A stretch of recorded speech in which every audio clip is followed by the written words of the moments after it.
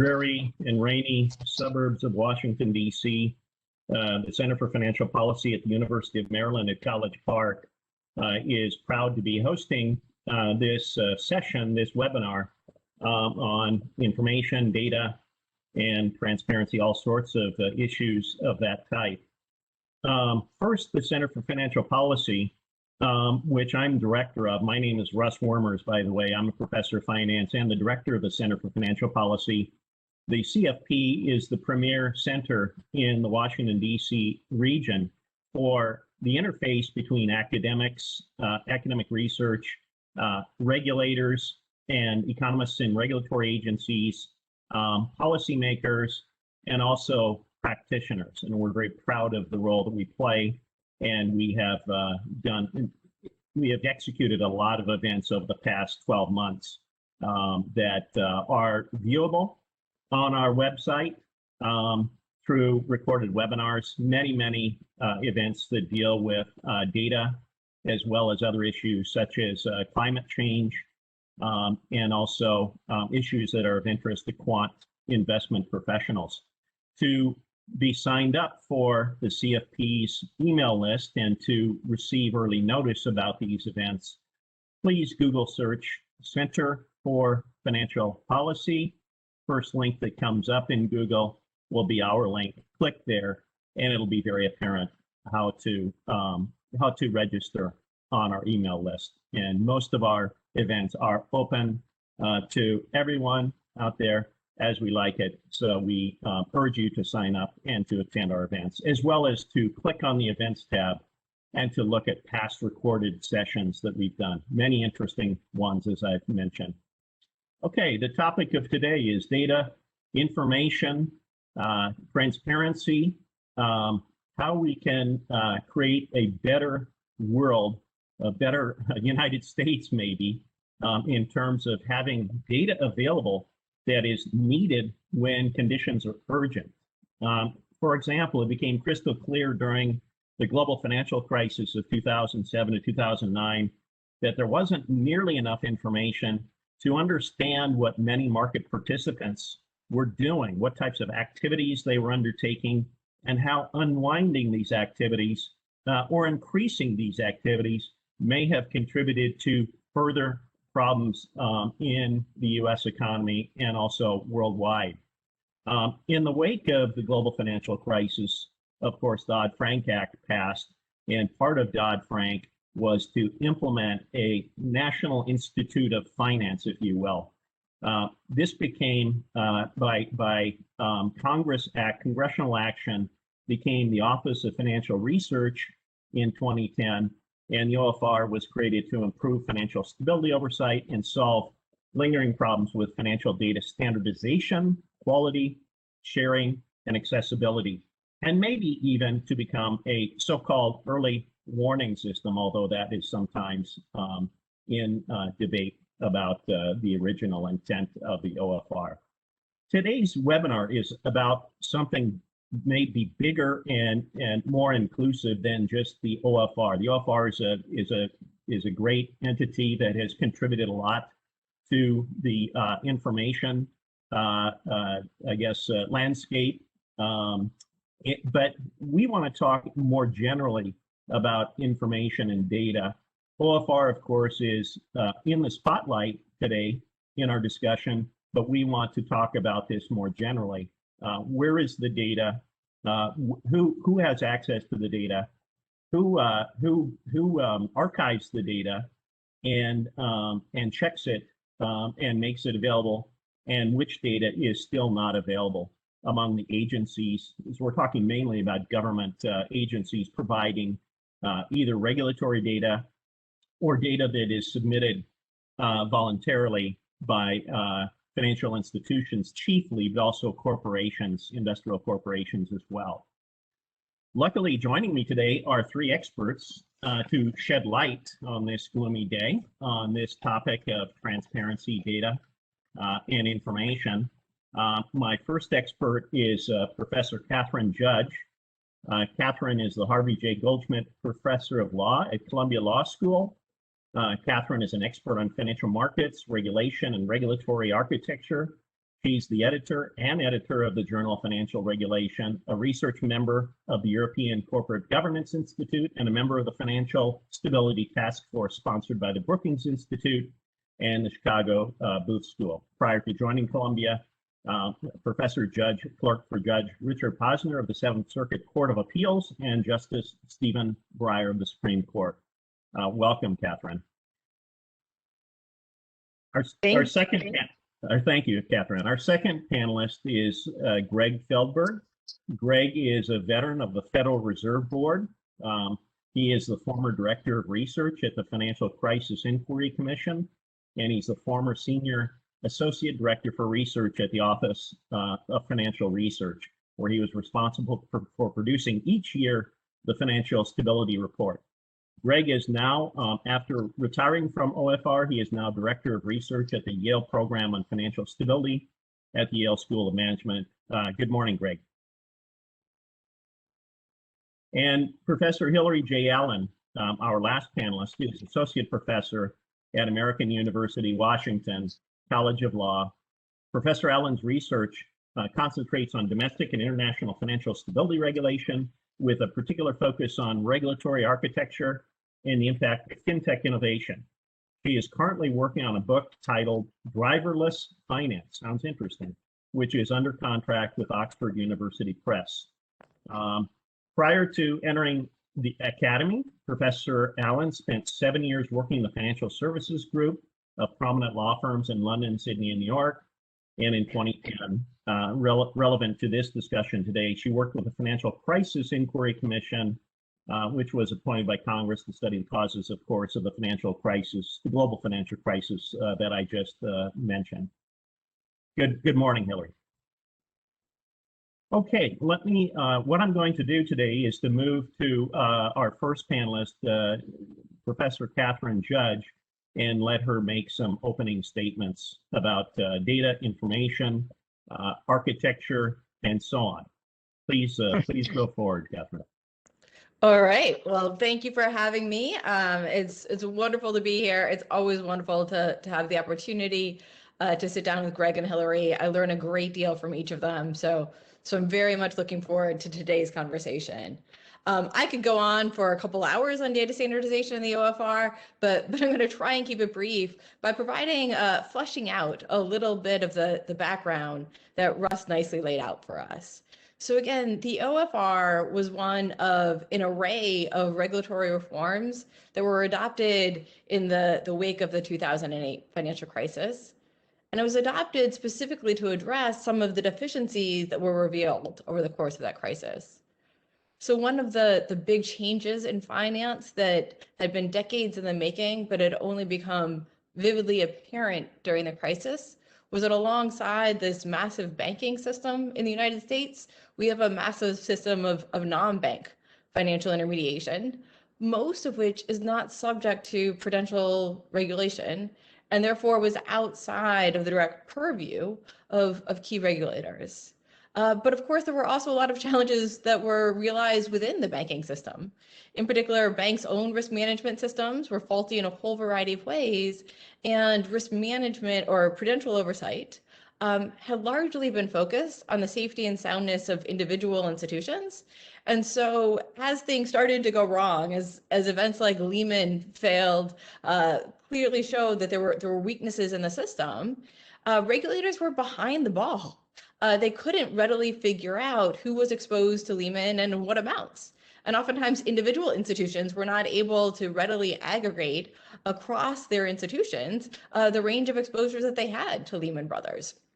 And so these information gaps, both at the firm level, but also at the regulatory level, really exacerbated the size of the crisis and delayed and distorted the regulatory response. And so part of the idea with the OFR, which was created at the same time we created this Financial Stability Oversight Council, which was meant to bring market regulators and banking regulators and others around the same table and focused on issues of stability and resilience, was we need to have a better understanding of what is going on. And there was a related idea, which I think is critical, that data standardization could not only help regulators have a better understanding of what's going on across the system and an ability to aggregate and to monitor flows across the system, but it could also meaningfully enhance the ability of institutions in their own risk management practices. So kind of the first example of this that was, of course, the LEI, and that was, you know, the US was in the lead. We were saying, okay, we really need to adopt this. We've made some progress, but then Europe leapfrogged ahead and we still don't have uniform adoption. And one of the challenges that we see with data standardization is it's just an incredible coordination problem. But there's also a question of creating the right data standards, which means getting the right people around the table who might not otherwise be around the table.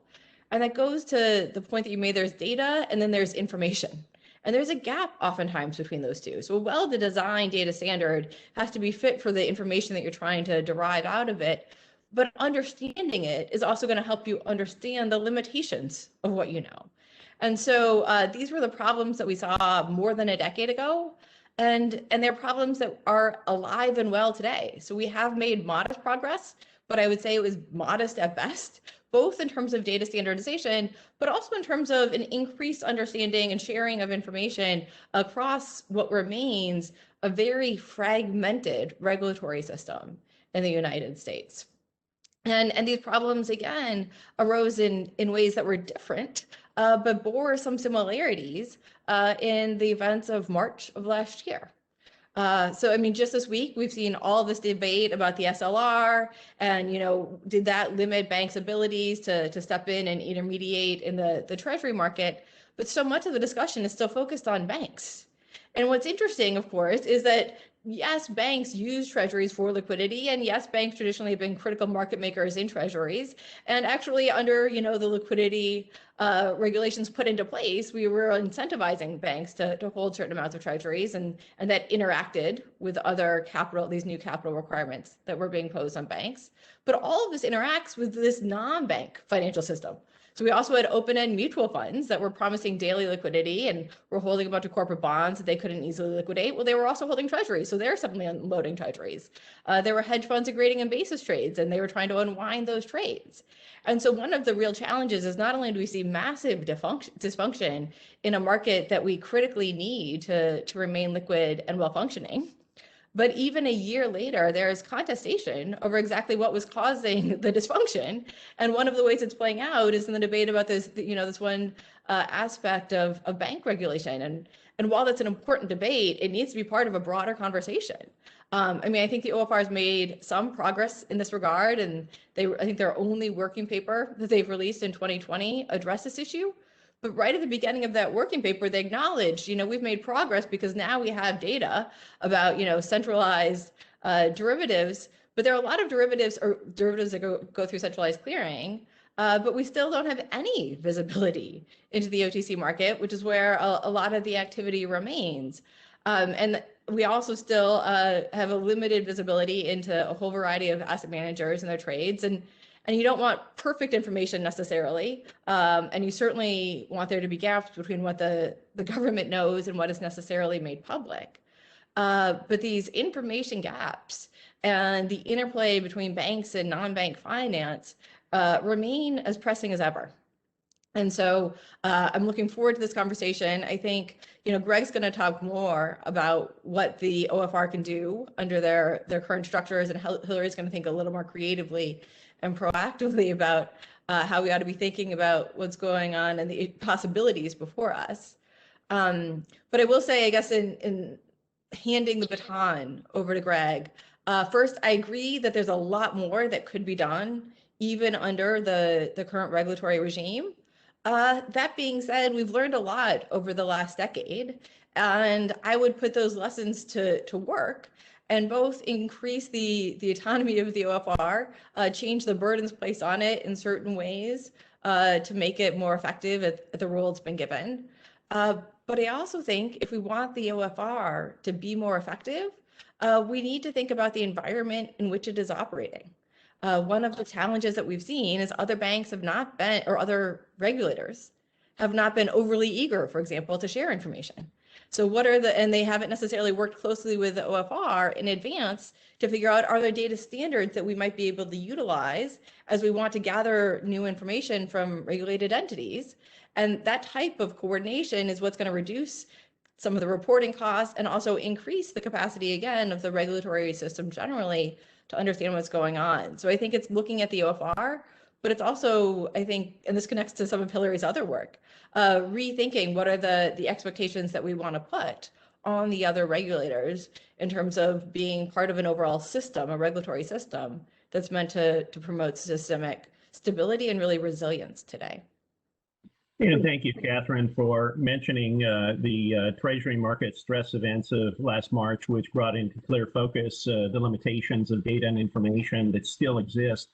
I wanted to point out to viewers that Professor Judge has a co-authored paper with Richard Berner of New York University, The Data Standardization Challenge, and that's available at ssrn.com. I invite you to read further about Professor Judge's thoughts on standardization and the potential barriers that exist that need to be overcome.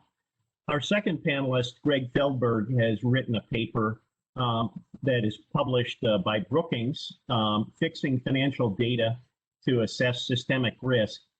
Greg, as I mentioned in my opening remarks, has long experience with the Office of Financial Research, as well as with the movers and shakers who helped set up the OFR in the first place. And so he brings a really nice and unique perspective to this discussion. Greg, please.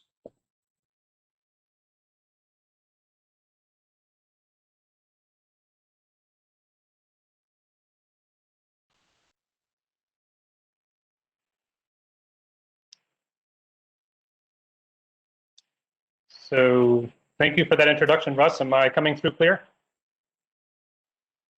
Okay. So no, it's great to be with this great bunch of folks who I know very well.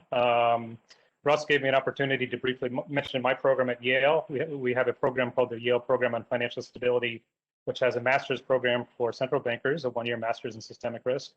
Some great lectures. We also have a research project called the New Badget Project, which produces case studies on former financial crises in the past and tries to generate lessons learned. So it's quite an active group that we have.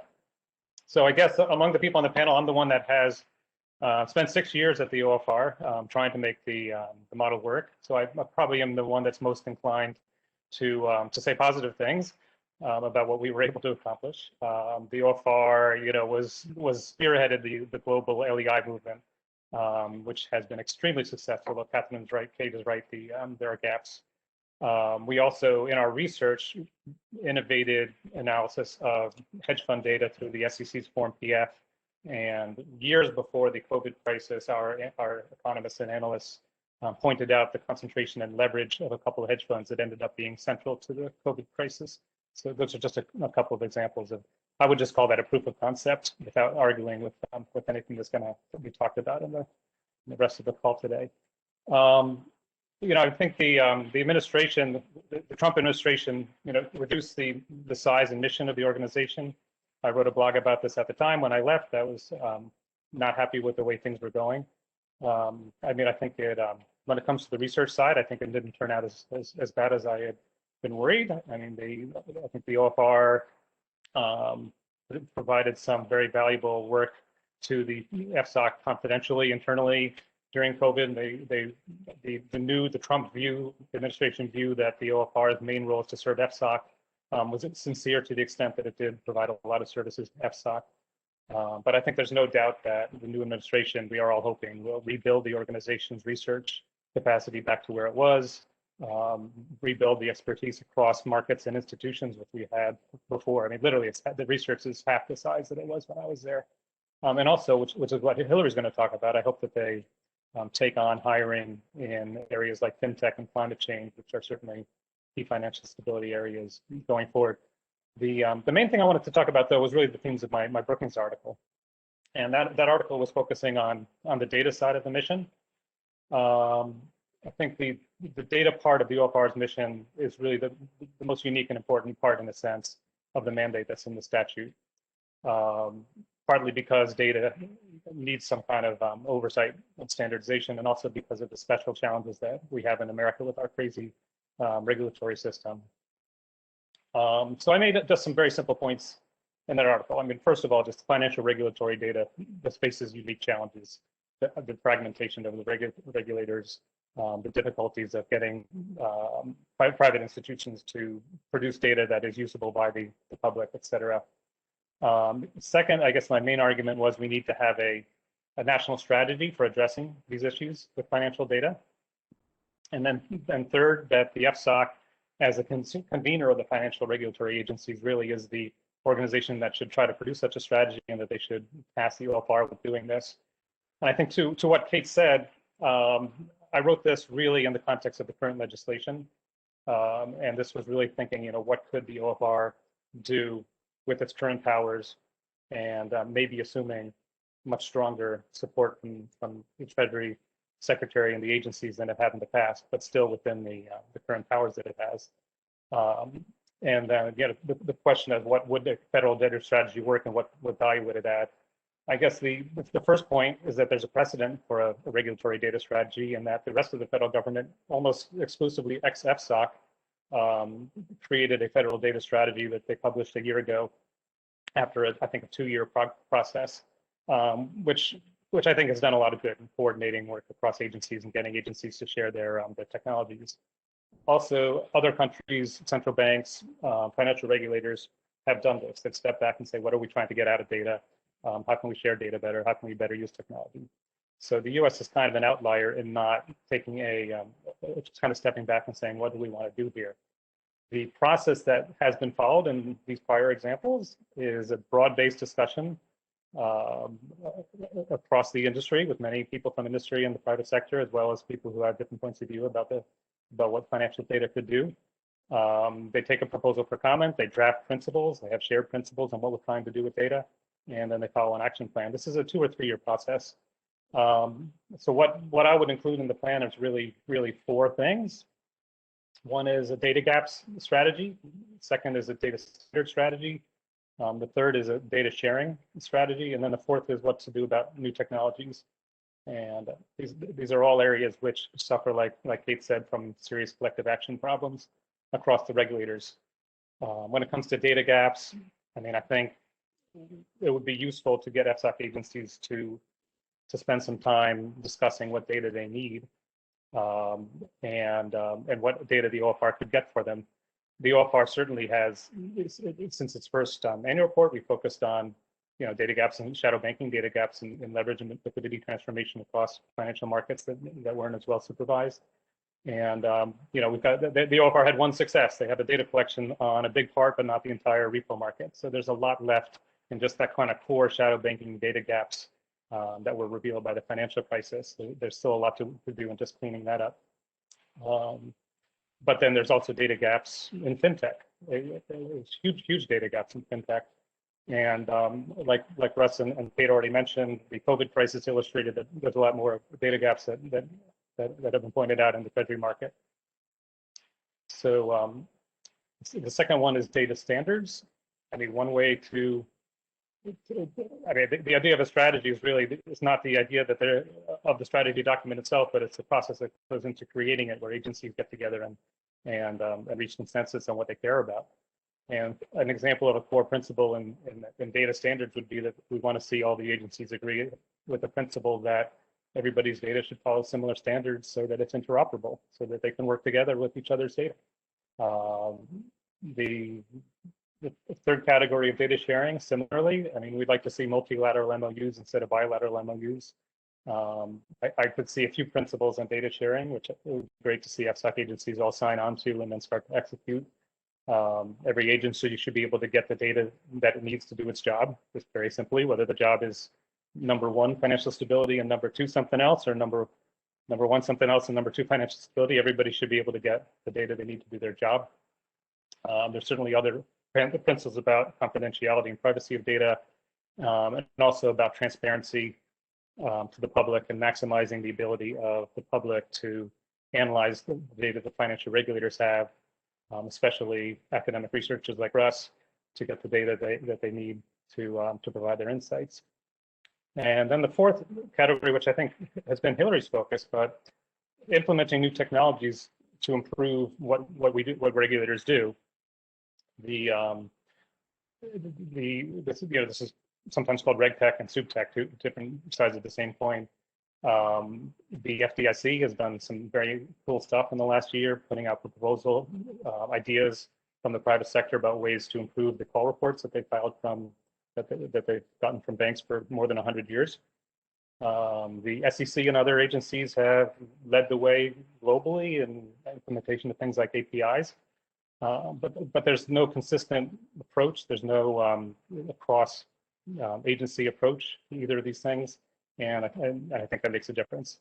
The Financial Stability Board put out a report last year about SupTech and RegTech, and the U.S. is one of the few outliers that hadn't started to draft a strategy. And this would be one of the things that I would like to see the OFR to do. So, why is the OFR the right place to do this? I think it's almost self-evident that it's the agency that has the mandate to help address these issues. The FSOC is obviously created to solve problems across the agencies. And the OFR has the experience with things like the Repo project and the LAI project to get it done. And I guess that was my argument. That was in the paper. I hope it's worthy of discussion. I guess one thing that I didn't really emphasize as much in the paper that I think ought to be emphasized, though, is the importance this has for competitiveness for the U.S. It matters to our competitiveness that we not have the same level of financial data and quality that other countries have, and that other countries are running ahead with new technologies. Definitely worth discussing, Greg. Thanks for that nice opening. Now finally getting to Professor Hillary Allen. Sorry it took me so long in the webinar to let you speak. Professor Allen has this interesting paper, very well documented, called Resurrecting the OFR. Hillary, I don't know if this paper is available on ssrn.com, but maybe you can tell us and then tell us a little bit about the paper. Sure. First of all, I want to echo everybody's thanks for inviting us today and just the pleasure of being here and speaking with Kate and Greg. But yes, the paper you're referring to is called Resurrecting the OFR, and it is available on SSRN. It is a paper that sort of goes through the history of the OFR and then talks about, what could be, in a sense. So I very much agree with the things that Greg and Kate have said so far. It has enormous potential. It hasn't always reached that potential, but I think that's sort of grounds for investing further in the agency. And further to points that Greg's foreshadowed, I think sort of spending more money on technology and getting more tech-aware people involved in the OFR is crucial to that. So what I'm going to talk about today is kind of a broader, bolder role for the OFR that conceives of research as something that goes beyond, includes absolutely, but also goes beyond data collection and analysis. So in a way, we're sort of thinking about information writ large, that the OFR could be a hub for interdisciplinary expertise. So when I'm talking about interdisciplinary expertise, Kate mentioned, how little visibility we have into shadow banking, and that is absolutely a concern. But we're seeing increasingly things like fintech and climate change becoming relevant for financial stability analysis. And, there's almost no one in the financial regulatory agencies who have significant expertise in those types of tech, data science, complexity science, climate science, software engineering. So I think that there's real potential there for the OFR to act as a hub of these new types of expertise. So I think, the silver lining, if you will, of the decimation of the OFR that we saw during the Trump administration that Greg talked about, I agree it wasn't as bad as I thought it was going to be, but still, I mean, it was a substantially shrunken agency. And if we're going to look for a silver lining in that, there's a lot of scope to rebuild the agency now and to do it in a way that is this hub of interdisciplinary expertise. So with these different kinds of expertise, I think the OFR can better monitor systemic risks, and it can also lend that expertise to the other financial regulatory agencies as the need arises. And I think this goes to a point that a lot of people have mentioned about, our uniquely fragmented regulatory structure. It's hard to sort of coordinate the different agencies' approaches on things. I think maybe the fact that we're sort of reaching a sort of a new moment in terms of the importance of fintech and climate change for financial stability might give us an opportunity to forge new types of interagency collaboration through joint research projects, memorandum of understanding to that effect. I've talked in my paper about the potential for secondments between the OFR's interdisciplinary experts and the different regulatory agencies. So, I mean, color me optimistic, but I think that perhaps, this is a new moment where we could forge new forms of interagency coordination based on the fact that all of the regulatory agencies are going to have to grapple with these new technologies. So, for example, the CFPB that monitors consumer protection, it needs to understand algorithms that can potentially discriminate against people in terms of provision of credit. Banking regulatory agencies are having to figure out how to factor climate change risks into capital charges for assets that might be affected by climate events or by the transition risks we see in moving from a carbon-based economy to a lower emission economy. The SEZ may need to talk to experts in software engineering if it needs to compare disclosures about, say, a crypto asset with the actual code that forms the crypto asset, because there's not always consistency there. So there's a lot of scope for collaboration here. And I think it's, I'm hopeful that we can seize this moment. I think, the previous presenter has alluded to some of the challenges that we face in getting legislation passed to address the current deficiencies in the OFR in terms of, its independence and funding. I'd like to see legislative reforms. I'm not sure that we will, but I also sort of second, I think it was Greg's comment, that maybe we don't need it if we have a supportive Treasury Secretary, which we seem to have in Janet Yellen. But one of the nice things about my proposal is that expanding the OFR into an interdisciplinary information and research hub certainly does not require any legislative change. There's already provisions in Dodd-Frank that authorize the OFR to perform applied research, essential long-term research. The OFR's Research and Analysis Center is already authorized to maintain expertise in such areas as may be necessary to support specific requests for advice and assistance from financial regulators. So there's a lot of scope there for doing sort of different things already. So no legislative change is required. But the fact that the legislative mandate is there is not the only reason I think that we need or that the OFR should become this locus of interdisciplinary expertise. I think, first of all, I don't think it makes sense to separate out the expertise per agency, to have one data science expert here, one climate change expert there. I think that there are synergies that come from putting these people together. I think you're going to have a better chance at hiring these people if they can work with like-minded people on things that are mission-driven and innovative and collaborative. It's enormously challenging to hire these people right now. There are very few of them. The ranks may swell as people get into these fields, but right now there are not a lot of them, and they cost a lot. And Google is hiring all of them. I mean, even Goldman Sachs can't get data scientists.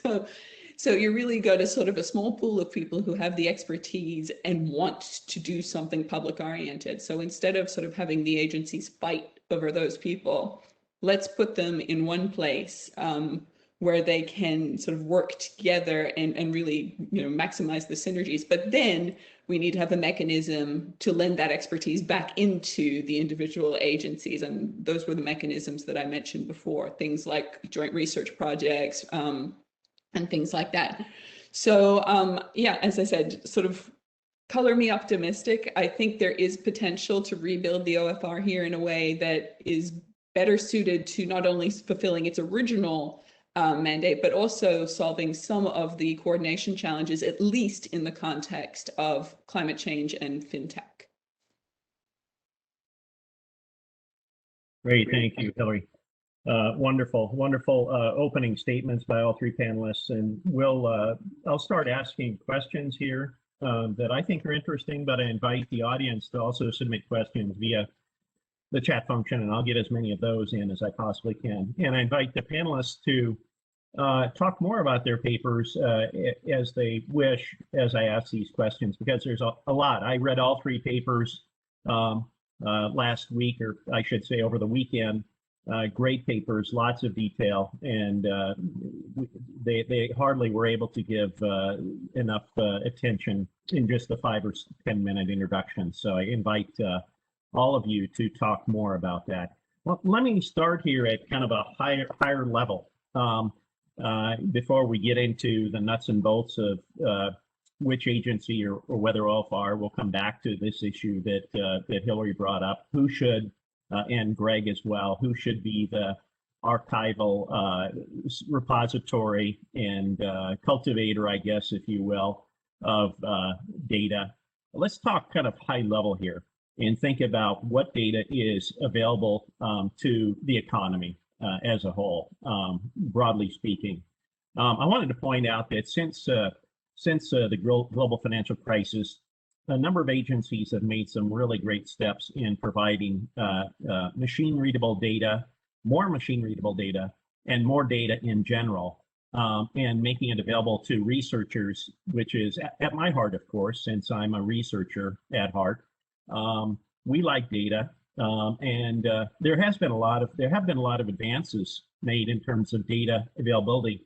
An example would be one of my streams of research is to study the portfolio holdings or the investment strategies of mutual fund managers. And the SEC now provides Form N-Port, which has machine readable XML files with security by security holding, a great advance over the old days when it was only an HTML or in TXT format, and basically required an army of PhD students, if you will, to parse the data and clean it. FINRA has created the TRACE data set, which I've also used in some of my research, or currently using. And so I think these have been fantastic advances. I just wanted to throw open to the panel, in light of these nice advances, can you point out one or two areas, maybe each, where you think further advances are most needed in terms of data availability, transparency, and just basic research? Greg, do you want to start with that one? Do you have a pet area that you would like to see tackled? So I guess the pet area remains kind of the key shadow banking, what we used to call shadow banking, we don't anymore, non-bank financial markets that were the locus of so much risk during the financial crisis, like repo and securities lending. But I think, when you talk about data availability, I think you're also talking about the collection technology and the sharing technology, and you mentioned some of those. So I think what the revolution that's happening is kind of going from the financial report template, which the US kind of drove internationally 100 years ago, to a data template where you get data directly from markets and institutions. And that's where I think we need to see more activity. Hillary, any what are your kind of touch points that that really nag on you that where data is not available? Well, I think it's hard to go past shadow banking, as Greg said. That's just such a clear, glaring area that we've been, musing over for a decade and haven't solved yet. But if I were going to sort of push into sort of what do I think the future needs are going to be, some things that I'm actually have been puzzling about is one is data about where physical assets are located. So this is relevant to climate change risk. So the FSB, the Financial Stability Board, has noted there isn't a consistent way of identifying where assets are located. That could be assets that a bank has taken as collateral or assets that an insurer has insured. And so, in the vein of the legal entity identifier project that the OFR pioneered, I thought it might be interesting to start looking into what a physical identifier project might look like, so consistent ways of noting physical location.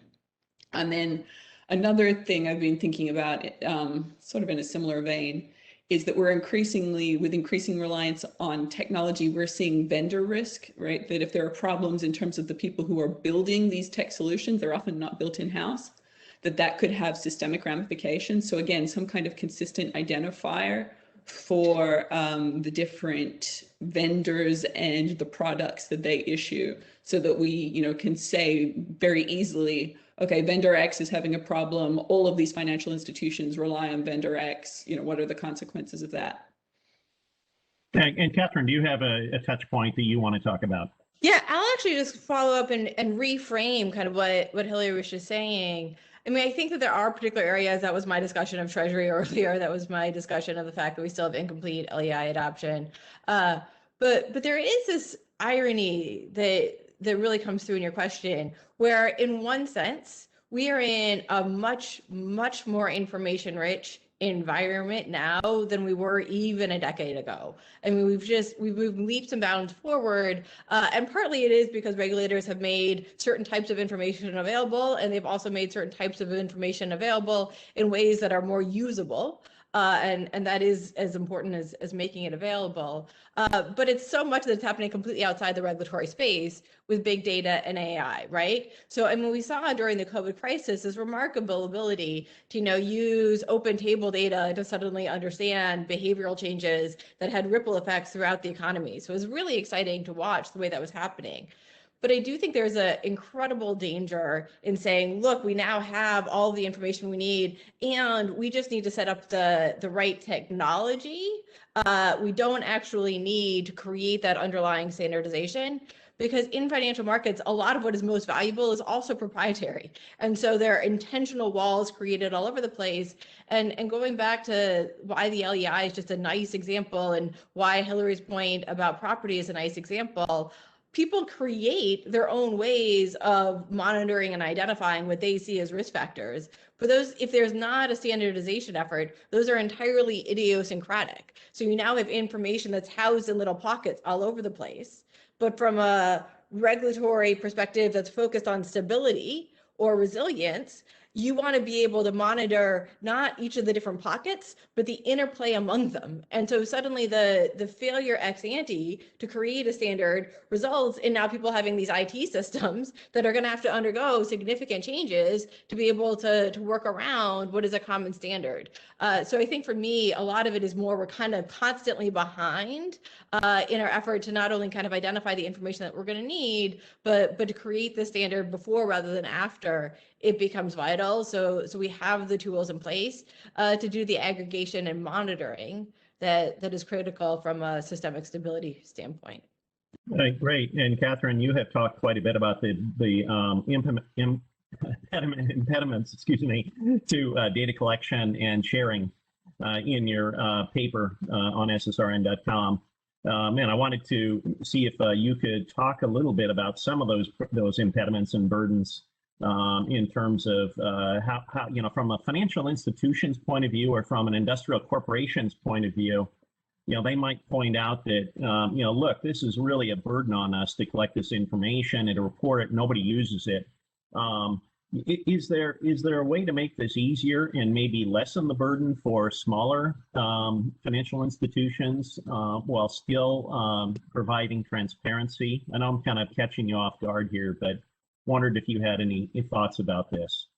Yeah, no, I think it's a great question. And let me qualify something. I think that for me, that there remains a difference between the data that we want to make sure firms are collecting, the value of standardization in how we require them to collect and retain certain types of data and potentially transmit it to regulators, and what necessarily should become publicly available. Like you, I'm an academic. I love that information. I think there's a huge value. There's an upside in terms of democratic accountability as well, in terms of making sure that certain types of information becomes available, so it allows ongoing monitoring and discussion more broadly. But there is something to be said for not having all information that is collected necessarily become publicly available.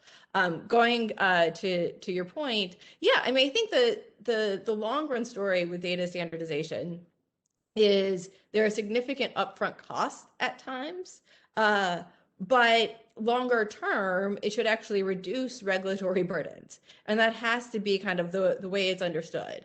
And not only is it ideally going to reduce regulatory burdens, but it's going to create internal efficiencies for firms because they are now able to make sure everybody else has an LEI or is collecting certain types of data. So in their own risk management practices, they're able to aggregate and monitor. So using Hillary's land example, like this is something that if you're underwriting mortgages right now, you need to start paying attention to in a different type of way. So the process of creating a standard is going to require some ex ante investment.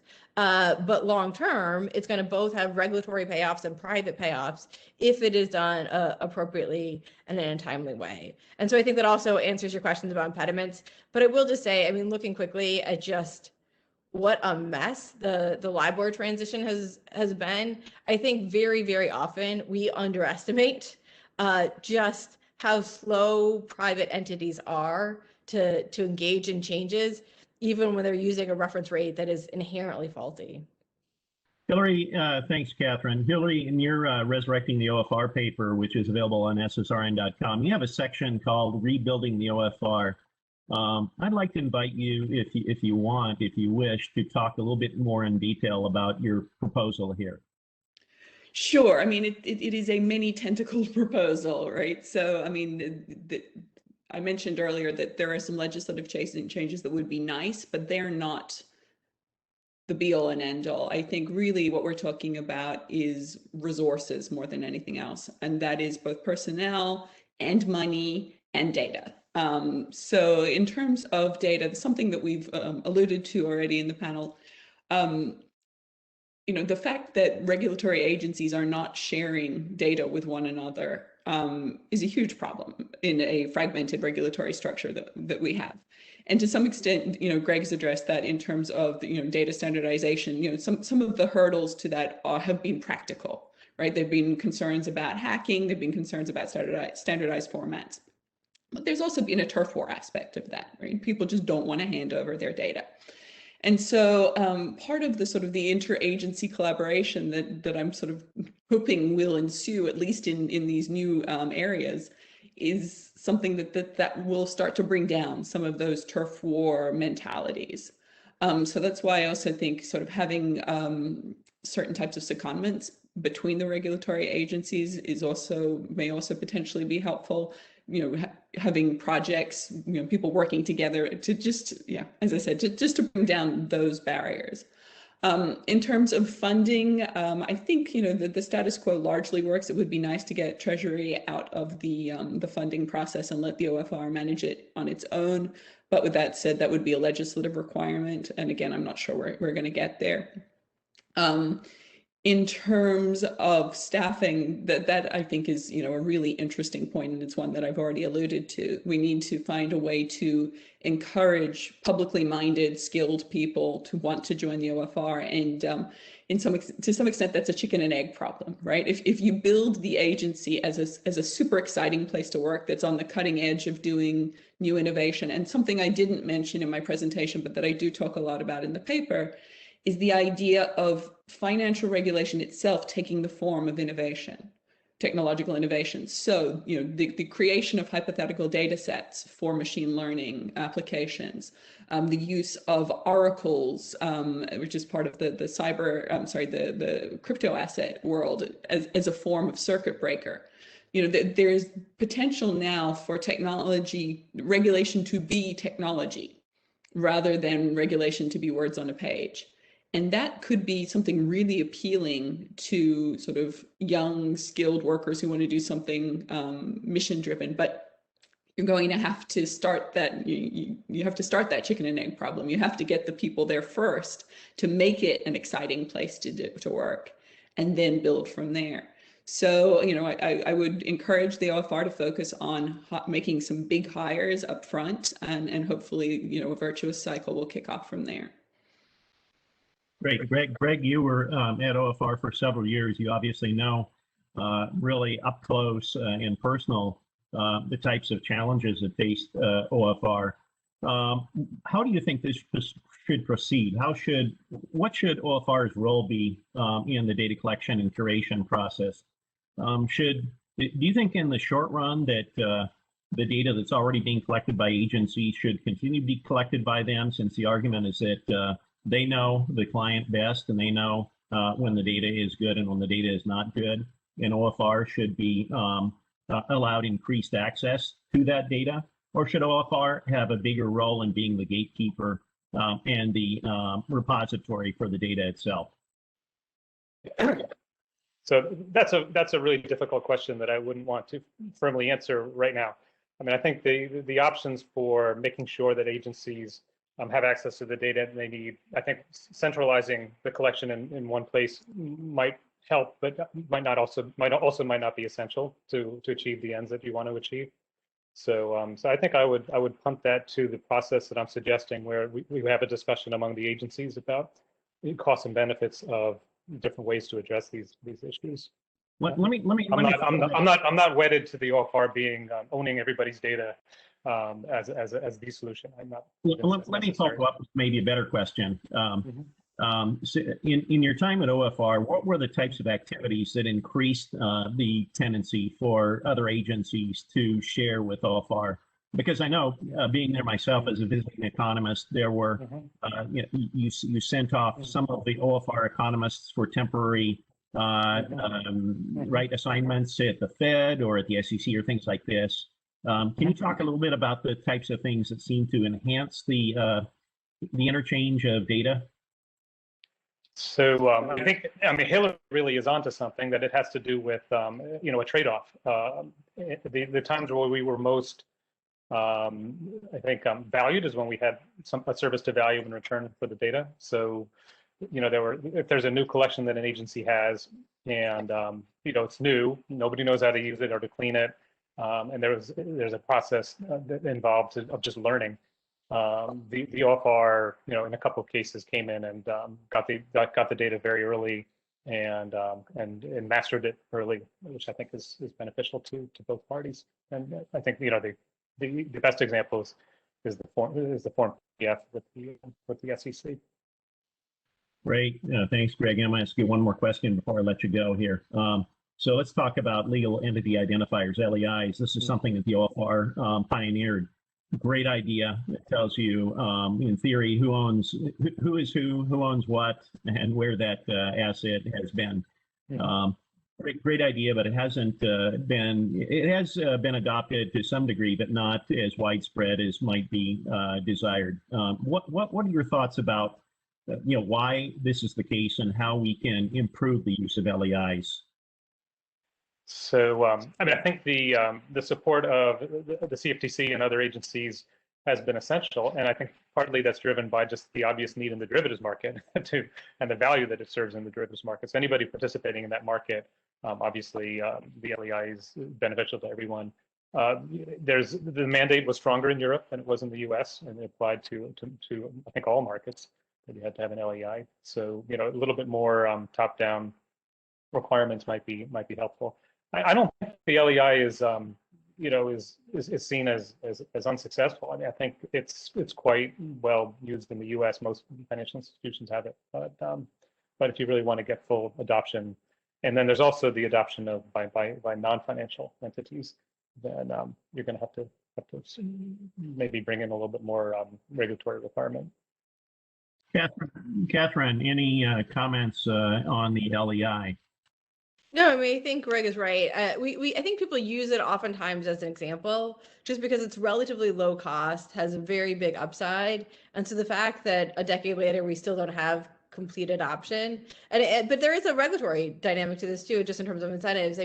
Europe was in some ways fortunate with MiFID II, where it was being taken out of the hands of the previous regulators, and there was implementation at a completely different level of the regulatory architecture. And so I do think sometimes people need to come fresh to these issues to be willing to make the more dramatic jump. But returning to Greg's earlier point, there's eventual, and actually Hillary's point throughout, there's eventual upsides oftentimes, not always, but eventual upsides for everybody.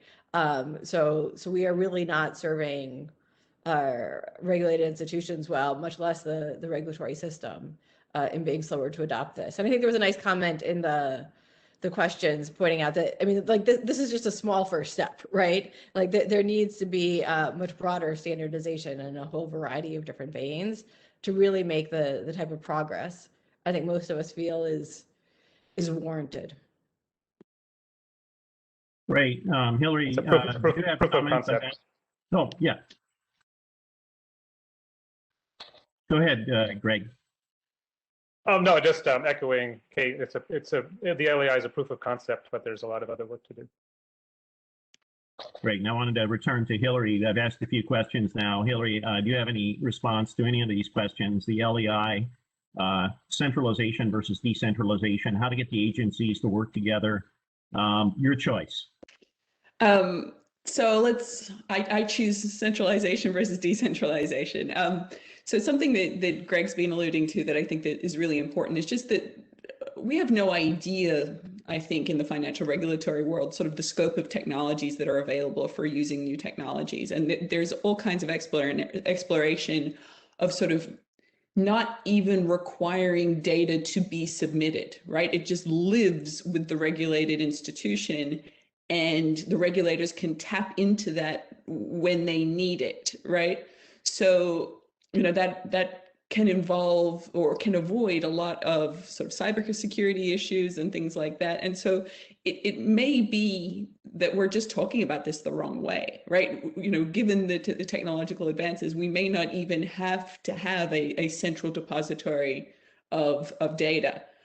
So then it becomes more, I guess, about standardization, which is, you know, bringing us back to the initial theme, such that data is held by individual financial institutions in a standardized way, such that all of the regulators that need to dip into that and can get it can access it.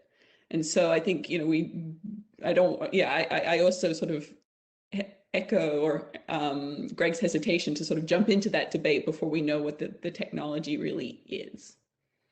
Great, thank you. I'm looking through, I might need just a second here to look through the submitted questions, and we just have a few minutes left, so I'll only be able to maybe pose one or maybe two.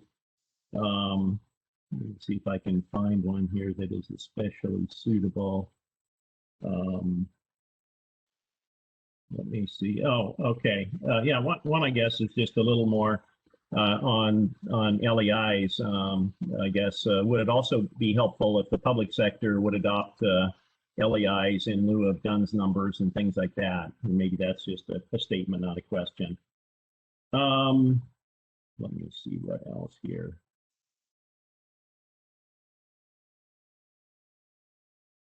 There was a question asked about how might the OFR, I guess, since climate related financial disclosures is a big issue now, and obviously we've been seeing in the news that the SEC it appears to have a new interest in ESG, accurate ESG reporting, some of which includes climate-related financial risks. Any thoughts about maybe, Greg, how the OFR might collaborate with the SEC and other regulators to improve financial disclosures in this area? So, I mean, this would be a new task for the OFR to help an agency improve disclosures. But I think the easy answer would be that the OFR could certainly provide expertise and just help in grappling with a new question. And that comes down to having staff who already have the ability to analyze standards and talk about those issues. And also, what we've been talking about, just the role of the OFR as being a central agency that serves other agencies. It might be valuable if we could build up climate-related expertise that we could help. But I would want to emphasize that is kind of a new idea. It's not something the OFR has done before. And can I just add to that? I mean, we've been talking a lot about data standardization as being sort of an investment in the long term. Expertise is also an investment in the long term. It's going to take a really long time to build up new types of expertise. So it's something you kind of get a jump on. You don't need to, we don't want to wait till the next crisis happens to start working on developing climate change and tech expertise within the agencies. So I just want to sort of stress the long-term aspect of that. Yep. So last question, and we're running out of time here. How would the panel prioritize shadow banking data in the current environment, and how stable is that ranking? They want to pin you down on repos. Are repos the most important? Money market mutual funds, or commercial paper, I guess. Or do you want to answer that question? Anybody? Catherine, any or Greg, any guidance? I mean, stable. I think it's always been the first thing that we had to do. And even in my paper, I said we should, the strategy process I'm proposing to get agreement among the agencies. I was kind of assuming you would do shadow banking first because we've already decided that's the top priority. Right. And there's an international movement not to use the word shadow banking anymore. We're supposed to say non-bank. Yeah, of course. Intermediation. Yeah, I was just reading the question. Catherine, any thoughts? I mean, What's the most important shadow banking sector, I guess, is what they want to know. I mean, I don't think there's a single that's the most important because they interplay. I mean, like that was the reference to open-end mutual funds earlier, is that the Fed had to backstop corporate bonds partly because of dysfunction in treasury markets, and these become interrelated across different areas. I mean, I think treasuries are just they're low-hanging fruit, right? Like the fact that we don't have almost perfect visibility into who's trading and who's willing to is just it's so far from, and it also moves us in the direction of understanding that, I mean, there's been this constant debate about entity-based versus activity-based regulation. There have been, I think, appropriate concerns that activity-based regulation or oversight is actually an excuse not to regulate. But I think oftentimes when it comes to the collection of certain types of trade data or being able to follow flows, it's a very easy way to start to blur the line between kind of non-bank financial intermediation and flows that we need to follow in other areas. Great, thank you, Catherine. Hillary, I'll give you the last word. I'm going to pose a tough question to you, and you can decline to answer. But my question is, how long do you think it will take the Biden administration to implement meaningful changes to data collection and also to the OFR? Any predictions? No, I have zero predictions, but I do have to say, I don't think this is their number one priority as much as I care about it. And perhaps they are correct. So I don't know. So it's just a question of how much you can do at once. Fair enough. I don't know either. I was just wondering. Okay, so this is great. Maybe today's webinar will provide some impetus to them. We'll see. Thank you very much. I really appreciate the expertise that has been shared today. I hope everybody who is watching has learned something about data standards, transparency, and information sharing. I know I have, and I would like to thank my superb panelists, Catherine Judge, Greg Feldberg, and Hillary Allen. Thank you very much, and have a great day.